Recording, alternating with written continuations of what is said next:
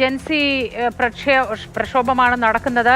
എത്രത്തോളം ശക്തമായ ഒരു പ്രക്ഷോഭം എന്ന് ഇനിയും നമുക്ക് മനസ്സിലാക്കാൻ കഴിഞ്ഞിട്ടില്ല. കാരണം ഏറ്റവും കൂടുതൽ സുരക്ഷാ ഉദ്യോഗസ്ഥരും മാധ്യമ പ്രവർത്തകരും വ്ളോഗർമാരും അടക്കമുള്ളവരൊക്കെയാണ് അവിടെ ഉള്ളത്.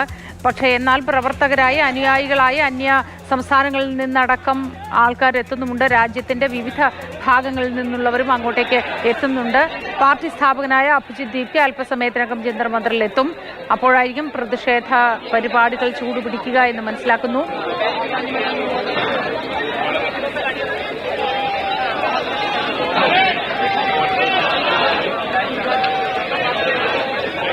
ബാലഗോപാൽ നേരത്തെ പറഞ്ഞതുപോലെ ജൻസി പ്രക്ഷോഭമാണ്. മറ്റു പല രാജ്യങ്ങളിലും നമ്മൾ ഈ ജൻസി പ്രക്ഷോഭം ഒരു കൈവിട്ട തലത്തിലേക്ക് പോകുന്നതൊക്കെ കണ്ടിട്ടുണ്ട്. അതുകൊണ്ട് തന്നെ ആയിരിക്കണം ഭരണകൂടം അതീവ ശ്രദ്ധയോടെ ഇതിനെ ഉറ്റുനോക്കുന്നതും സുരക്ഷാ ക്രമീകരണങ്ങളൊക്കെ ഏർപ്പാടാക്കിയിരിക്കുന്നതും, അല്ലേ?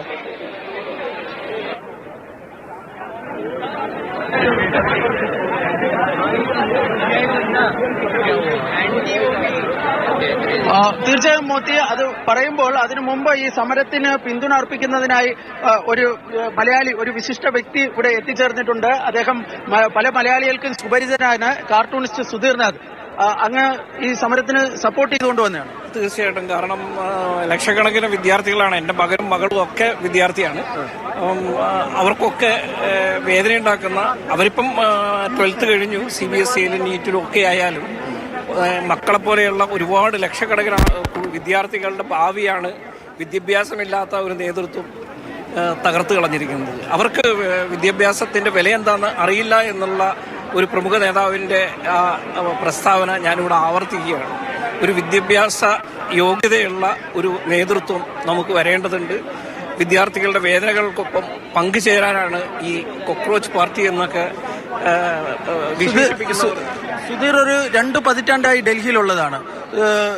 ഈ അണ്ണാ ഹസാരയുടെ സമരമൊക്കെ കണ്ടിട്ടുണ്ട്. അതും ഇതുപോലെ ഇല്ലായിരുന്നു തുടക്കം? അതിന്റെ തുടക്കം ഏതാണ്ട് ജന്തർ മന്ദിറിൽ ഞാൻ ഇപ്പോഴും ഓർക്കുന്നു. ഈ മൂലയിൽ നിന്ന് തന്നെയായിരുന്നു അതിന്റെ തുടക്കം.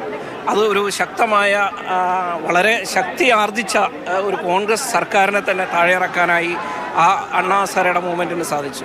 ഞാൻ ഇന്നും ഓർക്കുന്നു, അണ്ണാ ഹസാരയുടെ സമരത്തിന് ഇതുപോലെ പിന്തുണ അർപ്പിച്ച് ഞാനിവിടെ എത്തിയിരുന്നു.